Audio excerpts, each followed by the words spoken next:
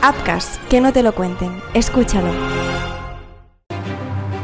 Llega el segundo libro del universo Crímenes Ibéricos.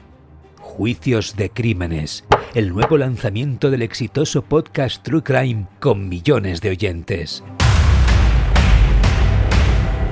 10 casos reales. 10 juicios que marcaron a la opinión pública en España. Escrito por la periodista experta y presentadora de televisión Carmen Corazzini, este libro nos lleva al corazón de las salas de vistas, donde se dice la verdad o se fabrica. ¿Cómo actuaron los jueces? ¿Qué pruebas lo cambiaron todo? ¿Hubo justicia o solo un veredicto? Una mirada única a cómo se construyen los relatos judiciales de los crímenes más impactantes de nuestra historia reciente. Disponible ya en Amazon y en las principales librerías. Coordinado por el equipo de Crímenes Ibéricos. Llega el libro Juicios de Crímenes. Si escuchaste el crimen, espera a ver cómo se dictó sentencia.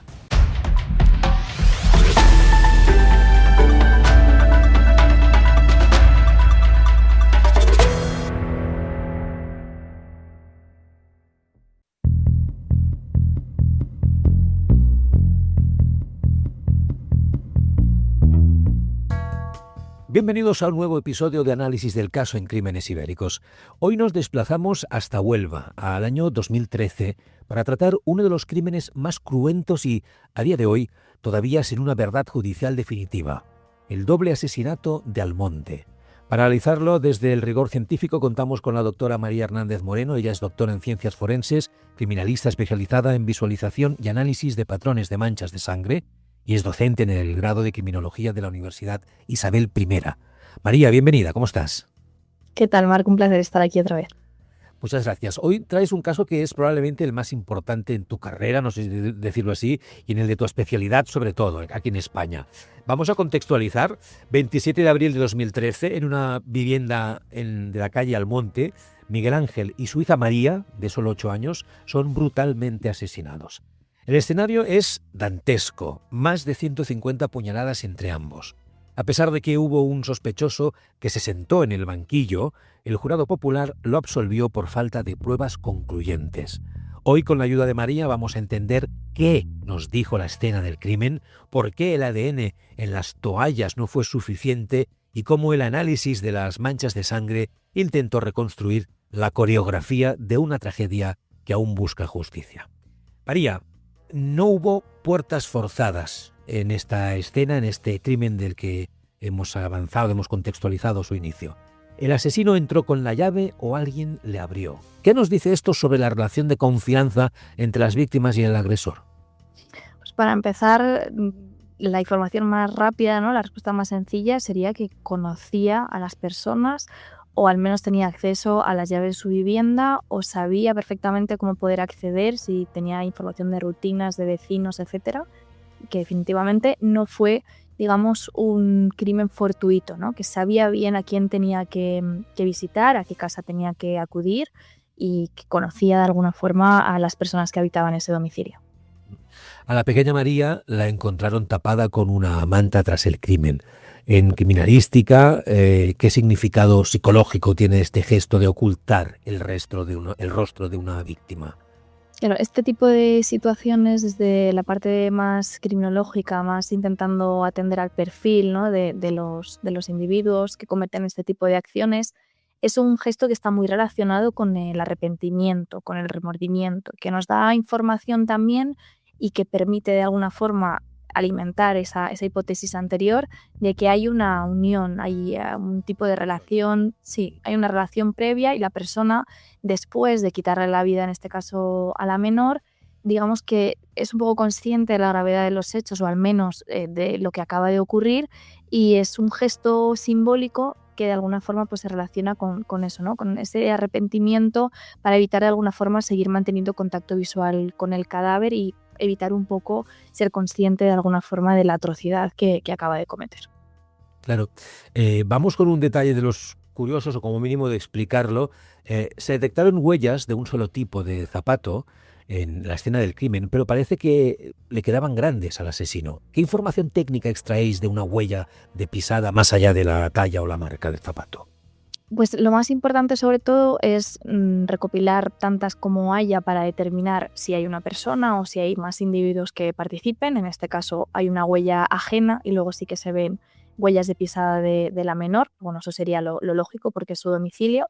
Además de eso, lo que podemos establecer es sobre todo el patrón geométrico de la suela, el tamaño para establecerlo un poco a la talla y también si hay, por ejemplo, direccionalidades de una escena primaria o una secundaria, por donde pudo haber abandonado cada una de las estancias, etcétera. Y también si hay relación con otro tipo de delitos que se hayan cometido que se portaran esos mismos zapatos. Tenemos una base de datos muy amplia en las fuerzas y cuerpos de seguridad que lo que hacen es pues, establecer esa conexión. Cada vez que se introduce alguna fotografía de alguna escena del crimen, hay una especie de cotejo, ¿no? Una comparación entre todas las huellas que están subidas a esa plataforma de los zapatos, que se van actualizando conforme marcas y fabricantes van a dar esa información para que nos pueda centrar un poco qué tipo de calzado es, la marca, el modelo, si es más o menos actual. Y luego también en función del estudio de la huella de pisada vamos a poder establecer en base a la presión que se vaya ejerciendo, pues como se indicaba en este caso, que le quedaban grandes, si no era su talla, si es una persona pronadora, supinadora, si tiene algún tipo de lesión, alguna cojera, porque en función de cómo vaya estableciéndose esa presión con el zapato en el suelo del que sea, ¿no? Si es un suelo más duro, es un suelo arenoso, etcétera, pues nos va a dar más información no solo sobre la importancia de la huella, que va a corresponder con un zapato en concreto siempre, sino también con cómo se mueve ese individuo, la conexión entre otros delitos en la propia escena, la direccionalidad y si tiene algún tipo de anomalía o de peculiaridad al caminar. Mira, me estabas hablando de la base de datos donde se recopila toda esta información de los zapatos. Me ha parecido increíble y si se va actualizando como sería necesario, porque, claro, actualmente con eso te puedes comprar, vamos a decir, los zapatos que más o menos todos pondríamos en una lista de marcas en la tienda del barrio o ya pocas en la tienda del centro comercial, sino que ahora mismo te puedes comprar por internet unos zapatos hechos en cualquier otra parte del mundo o en Asia y de marca no te conoces, no te conoces el nombre ni los que trabajan allí, que a lo mejor no tienen ni marca y que son, pues vamos a llamarlo así, ¿no? Como copias de copias de copias de otros tipos de zapatos, pero que los puedes comprar por 10 euros, ¿no? Tú, claro, ¿toda esta información también llega a esta base de datos o cómo se actualiza? En principio sí, se va actualizando en función de los fabricantes y de la información que de alguna forma ceden a las fuerzas de seguridad, tanto nuestras como del resto del mundo, con la intención de facilitar de alguna manera luego pues, cruzar este tipo de datos.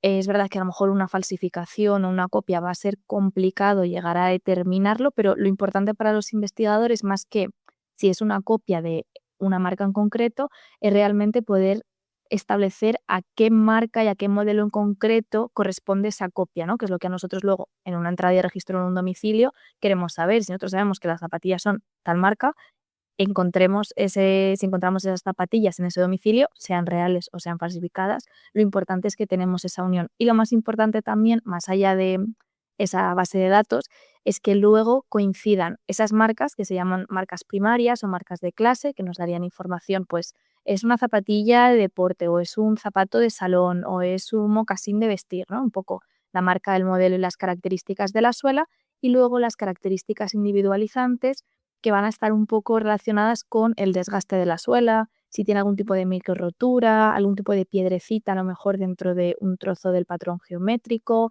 algún tipo de rotura, cualquier información del desgaste y del uso, que eso es único exclusivamente de ese par de zapatillas o de zapatos, es lo que luego va a tener esa capacidad identificadora. Entonces no es tanto pues conocer, pues eso, ¿no? Si vienen de una tienda o de otra, sino sobre todo poder establecer esa relación y son los fabricantes los que van nutriendo esa base de datos. Con toda esta información que nos comentabas, que se puede llegar a extraer de la huella de una pisada, de un zapato, ¿se puede también determinar el recorrido que ha hecho? ¿Se puede saber dónde ha estado? Porque ahí está la huella, pero se puede llegar a determinar, no sé si tiene importancia, ¿no? El recorrido que ha hecho el delincuente, el asesino. Depende de si ha dejado o no huellas visibles. Por ejemplo, dentro del domicilio podríamos establecer un poco cuál ha sido la línea que ha seguido o si dejó algún tipo de huella latente, ¿no? Que no es tan visible, pero que sí que podemos recuperar con reactivos. Al escapar del domicilio, pues si bajó por las escaleras, si cogió el ascensor. Y sí que podemos luego establecer en otros casos relaciones, por ejemplo, entre el material que haya quedado en la suela, si es sangre, por ejemplo, ¿no? De la víctima es muy evidente, pero si fuera arena o restos de barro, también se podría establecer un cotejo con ese tipo de material en la escena o en las inmediaciones. Entonces, no es solo la huella, sino un poco también esa posibilidad de unir ambos escenarios o incluso otros escenarios delictivos con el mismo zapato. El problema es que tenemos la relación con el zapato. Eso no quiere decir que el dueño de ese zapato sea quien lo portara en ese momento en concreto. Entonces, como siempre digo, tenemos diferentes disciplinas que nos van a ayudar, pero la hipótesis tiene que quedar construida entre todas de forma mucho más garante. Bueno, vamos a seguir hablando de complementos. Hemos hablado de zapatos, vamos a hablar de guantes, porque el asesino estampó la textura de sus guantes ensangrentados en los interruptores del domicilio. ¿Es posible identificar también el modelo o material de un guante a través de una mancha de sangre? Tanto como el material sería más complicado por si no han quedado restos de lo que sería la superficie propiamente dicha del guante, pero sí que se puede llegar a determinar de alguna forma qué tipo de guantes, ¿no? En función de cómo quede, en este caso, la sangre impostada en esa superficie, podemos ver si, por ejemplo, se trata de algún elemento textil, porque la forma en la que las fibras van a dibujar esa transferencia es diferente, absorben más sangre.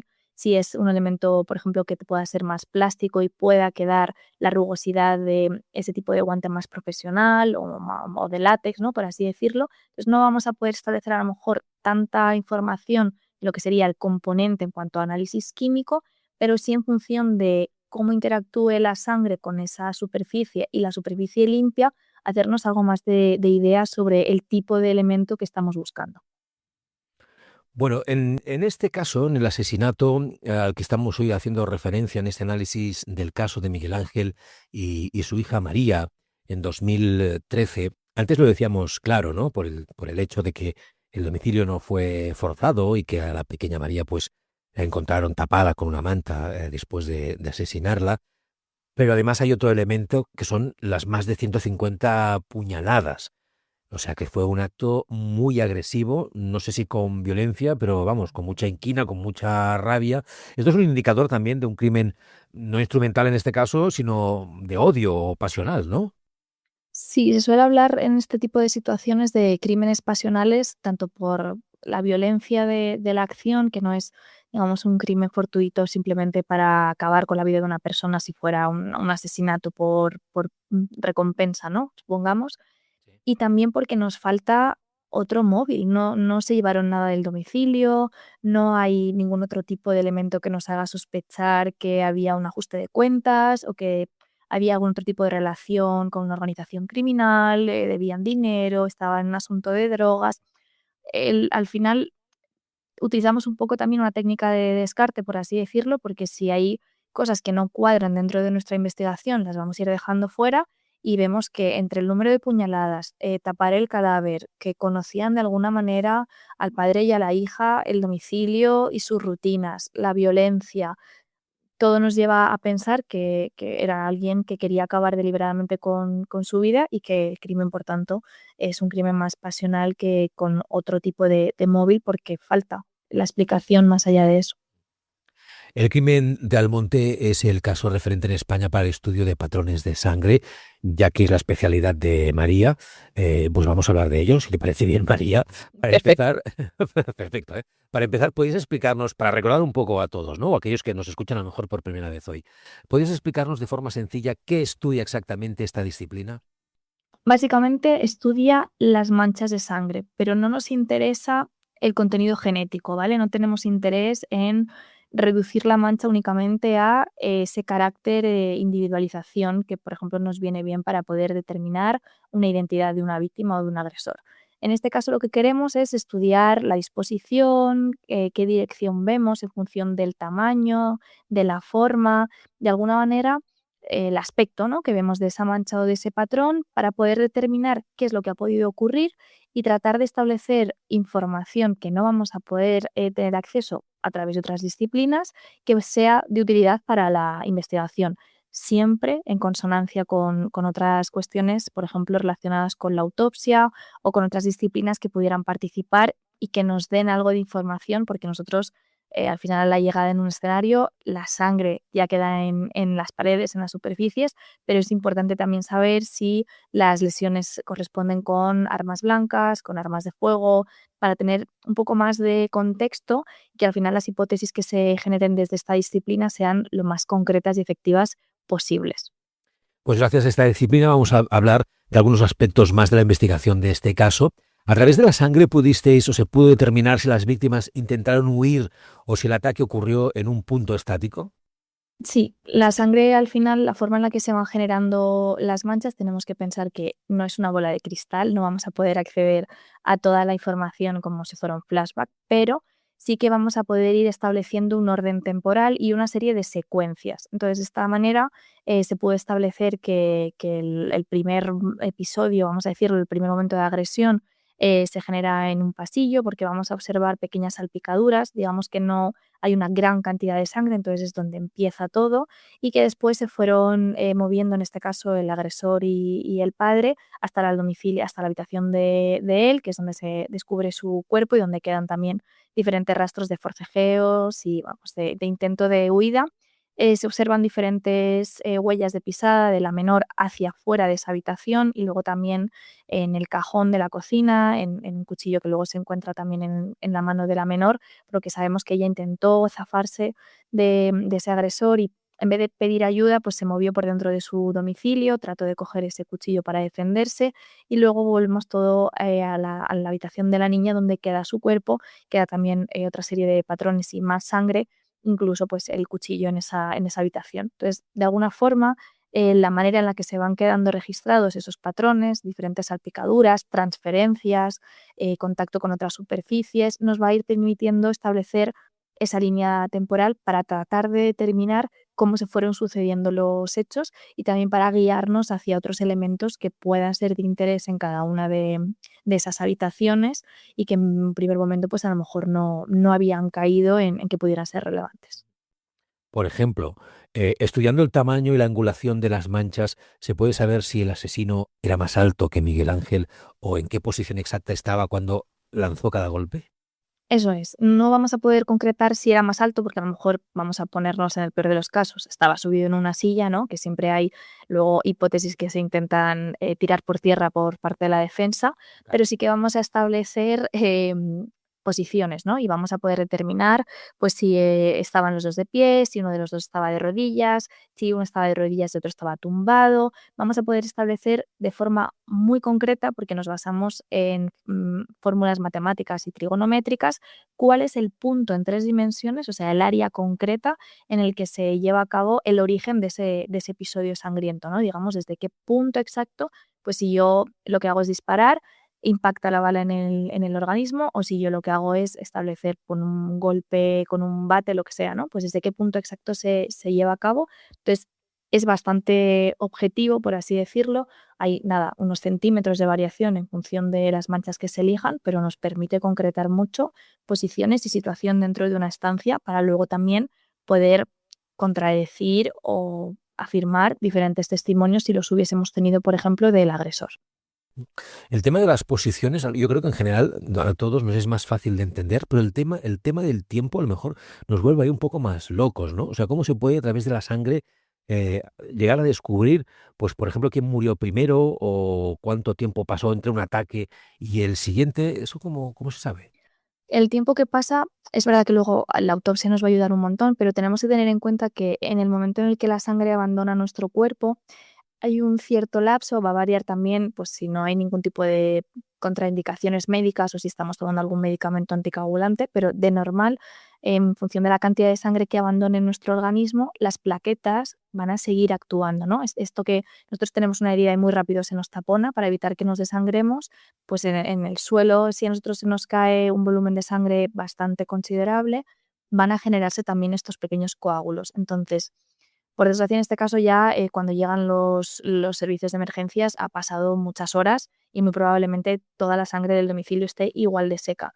Pero si hubiesen sido, por ejemplo, en situaciones en las que hay un cautiverio, alguna persona privada de libertad y observamos diferentes heridas más o menos cicatrizadas y esa sangre en sus ropas coaguladas, pues podemos deducir que ha pasado cierto tiempo, que hay más de un episodio, que no ha sido algo fortuito. Entonces, en este caso, vamos a ver esos coágulos en diferentes zonas, esas plaquetas trabajando y sobre todo lo que hacemos es establecer una secuencia un poco pensándolo de la manera en la que qué tipo de superficies quedan manchadas primero y cómo es lógico de alguna forma que se vaya sucediendo. Me explico.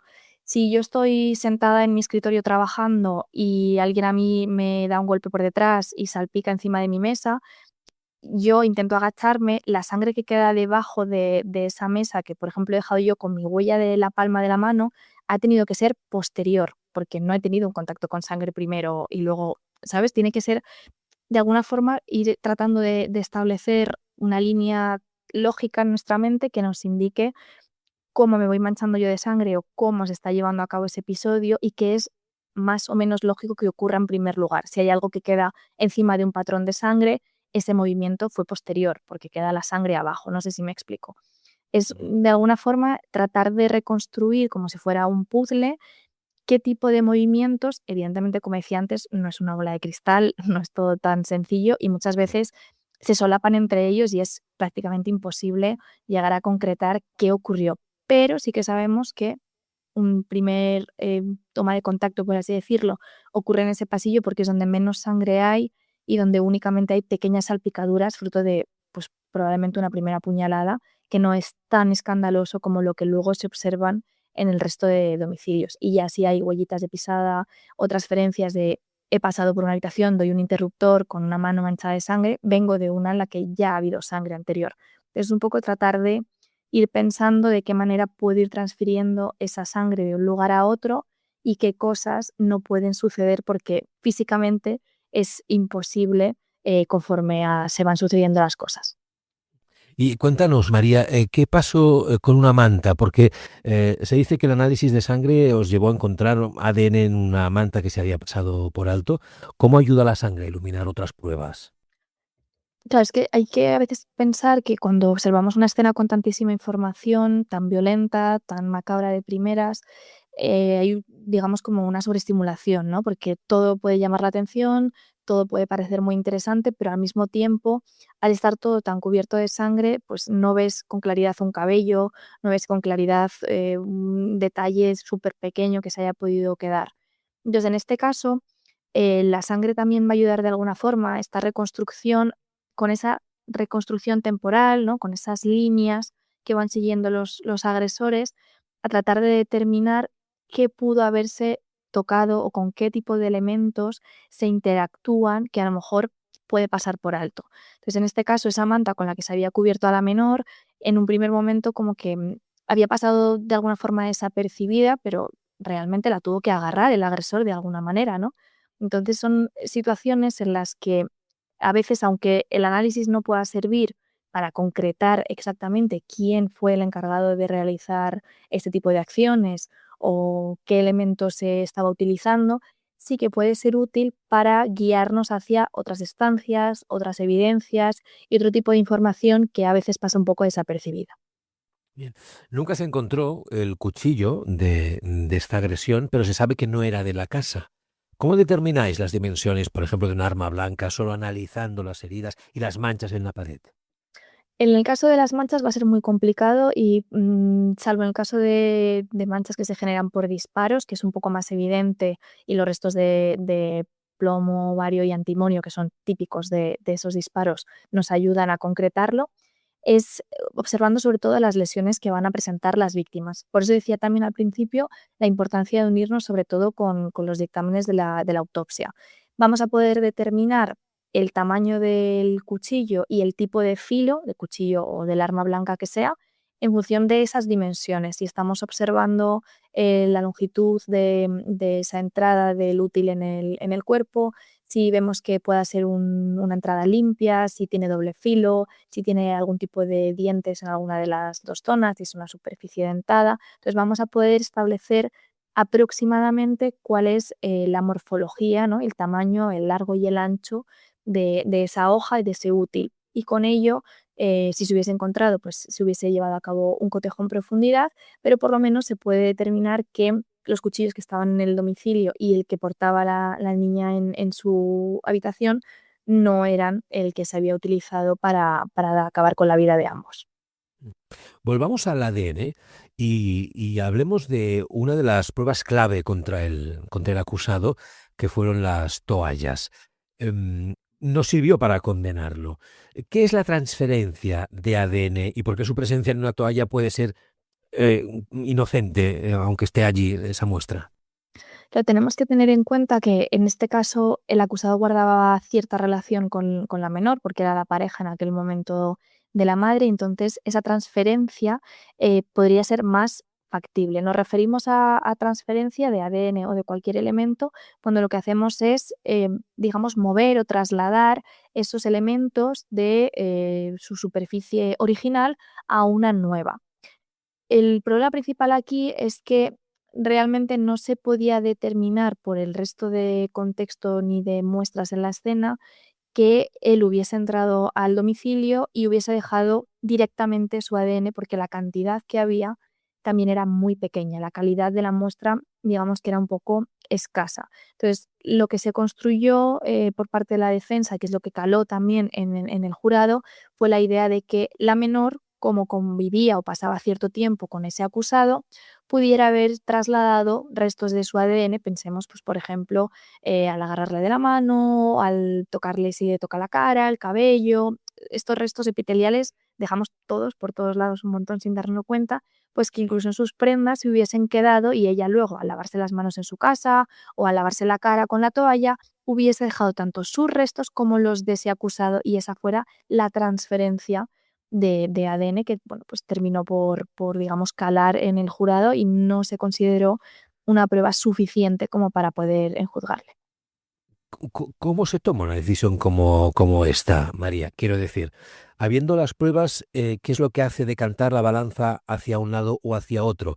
¿Qué es lo que hace pensar a un juez o a un jurado que ese ADN llegó allí por transferencia y que no fue esa persona la que estuvo ahí presente, a lo mejor, en el momento del crimen? Básicamente ya no es solo este elemento, van a tener que establecer un dictamen en función de todos los elementos que se hayan tratado durante las sesiones que haya durado el juicio. Es verdad que nosotros en España, en el caso del jurado popular, no se requiere una unanimidad total y absoluta para el veredicto, sí que se necesita que haya mayoría. Entonces se tienen que poner de acuerdo básicamente entre ellos, y es muy probable, pues, que intentasen pensar hasta qué punto era factible que solo ese elemento, pues, enjuiciara de alguna forma al acusado, y el resto de testimonios, declaraciones, coartadas, a lo mejor otras pruebas que no conozcamos, ¿no? Si había otro tipo de testimoniales, grabaciones de seguridad, etcétera, etcétera, pues decantaron la balanza a favor de determinar que no era culpable, que no había suficientes pruebas como para poder determinar que ese ADN estuviese estrictamente relacionado con el doble asesinato. Mm. Recientemente, si no tengo mal entendido, se ha hablado de volver a analizar las pruebas con tecnología de 2025. Aclararnos un poquito qué quiere decir eso. O sea, ¿qué ha cambiado en la ciencia forense en estos 12 años que pueda dar un vuelco a este caso? Pues es muy probable que, además de los procedimientos, hayan podido cambiar sobre todo la especificidad y, digamos, las tecnologías de cara a mejorar la extracción de ADN en muestras de peor calidad. Eso por un lado, ¿no? Porque al final es cierto que parece que han pasado 3000 años desde que nosotros estamos estableciendo, por ejemplo, ADN, y fue a finales del siglo pasado, que no ha sido hace nada. Entonces, 10, 12 años pueden suponer un cambio por completo. Y luego también recuperar algunos elementos que en su día, pues, o no fueron concluyentes, como por ejemplo pudieran ser las huellas de pisada, o no terminaron de analizarse con la tecnología actual, para poder llegar a determinar si realmente hay o no elementos suficientemente válidos como para volver a poner este caso sobre la mesa, teniendo en cuenta que no se puede enjuiciar con las mismas pruebas a un sospechoso que ya ha sido puesto en libertad. Entonces, en caso de que quieran volver a llevar a cabo una condena o un juicio, por lo menos, contra esta misma persona, tendrá que ser con pruebas diferentes. Entonces, ya ahí no sé muy bien qué tiene el abogado de la familia en mente, pero es un proceso complicado. Claro. En este caso han colaborado balística, me parece ser, aunque no hubo tiros, autopsia, el análisis de patrones de manchas de sangre. ¿Cómo se ponen de acuerdo diferentes expertos cuando, no sé si se dan muchas veces, sus conclusiones parecen no encajar? ¿Cómo se llega a un entente? Si las conclusiones no encajan, algo está fallando, porque al final desde las diferentes disciplinas de la criminalística se trabaja de forma individual, con información contextual, digamos, conjunta, pero cada uno tiene sus herramientas, sus técnicas y sus indicios que son totalmente diferentes. Entonces, lo que se pone luego en común es los resultados de cada uno. Si, por ejemplo, balística ha estudiado trayectorias, se pondrá en conjunto con el origen de los patrones para ver si cuadran esos puntos. Puede haber alguna disconformidad en cuestión de minucias, pero deberían ser iguales, o lo que ocurre en el caso de la autopsia. Entonces, normalmente, si hay que ponerse de acuerdo en algo, es porque no se está llevando a cabo una investigación efectiva en cuanto a algún tipo de fallo al momento de construir una hipótesis, porque realmente, si todo sale bien, todas las disciplinas deben de apuntar hacia el mismo tipo de resultado y hacia la misma línea conjunta. Para acabar, María, para tus alumnos y alumnas de la Universidad Isabel I, ¿cuál es la gran lección que deja el caso de Almonte sobre la importancia de procesar bien la escena desde el minuto 1? Creo sobre todo que además de seguir evidentemente los protocolos, que es algo absolutamente necesario, la importancia de contar con profesionales con muy buena experiencia, que estén continuamente formados. El problema en España que hemos tenido en este caso, yo creo que también ha sido la falta de desarrollo del análisis de patrones de manchas de sangre en otros casos, ¿no? Es uno de los primeros, yo diría prácticamente el único, que ha decidido apostar por esta disciplina, y es muy bueno, pero por otro lado también pone de manifiesto la necesidad de seguir trabajando y de seguir mejorando día a día las posibilidades de acceder a información de indicios y de evidencias que puedan ser absolutamente cruciales en este caso o en otros. Entonces, poner en valor también todo el trabajo que se lleva a cabo desde fuerzas y cuerpos de seguridad y entender que no hay fallos en la investigación, no hay problemas a la hora de ejecutarlas, no son peores ni mejores, sino bueno, que en ocasiones hay falta de información, se llevan a cabo situaciones que pueden ser más complicadas, pero no por eso la ciencia deja de tener rigor y peso. Y bueno, pues esperando a ver qué se dictamina con las nuevas pruebas para ver si por fin se puede esclarecer lo ocurrido. Muy bien, bueno, pues hoy voy a hacer una cosa que no hacemos habitualmente, que es lanzar un cliffhanger, que se dice en esto de los podcasts y de las series. A ver si lo digo bien, ¿eh? Son dos términos técnicos que los pongo aquí y otro día, pues María nos va a explicar exactamente lo que son, ¿vale? Que son conceptos como cast-off o voids. ¿Lo he dicho bien? Sí. Has dicho muy bien, sí. Vale, bueno, pues como es tan interesante todo lo que nos explica María en relación a la investigación en este caso, de un asesinato, pues vamos a seguir hablando seguramente en otras ediciones de este podcast, pues de más análisis de sangre, ¿no?, en relación a estos casos y qué información nos pueden aportar. Y entonces ya te preguntaré por esto, lo dejamos así en stand-by hasta el próximo capítulo. Perfecto. De acuerdo, el crimen de Almonte sigue siendo una herida abierta en Huelva y en la justicia española. Gracias una vez más a la doctora María Hernández Moreno por explicarnos cómo, incluso cuando no hay testigos, la sangre grita lo que ocurrió en esas habitaciones. Gracias, María, hasta el próximo capítulo. A vosotros, un placer. Y gracias a vosotros por escucharnos. También hasta el próximo capítulo. Nos vemos. Adiós.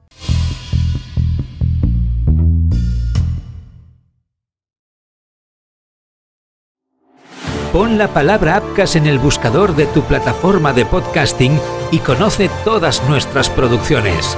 Apcas, que no te lo cuenten, escúchalo.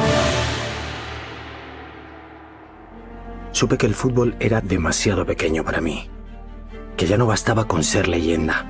Tenía que convertirme en algo más grande, en mito, en presidente. Esta no es una historia sobre política, es una historia sobre lo que pasa cuando un país confunde gloria con salvación. ¡Santiago Galán! ¡Eres eterno! ¡Gol para la historia! Dicen que el poder revela quién eres, pero hay hombres a los que el poder no revela nada, solo los desata. Nací en el campo de batalla. Y aquí estoy. Por fin vamos a cambiar las cosas.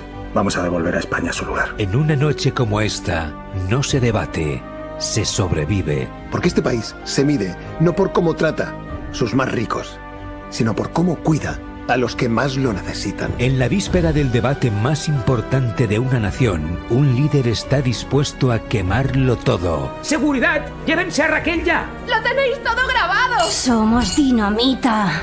Somos inevitables. Una ficción sonora de Joan Prats protagonizada por Hugo Silva. El Partido del Poder, de Appcast. Disponible en las plataformas de podcasting.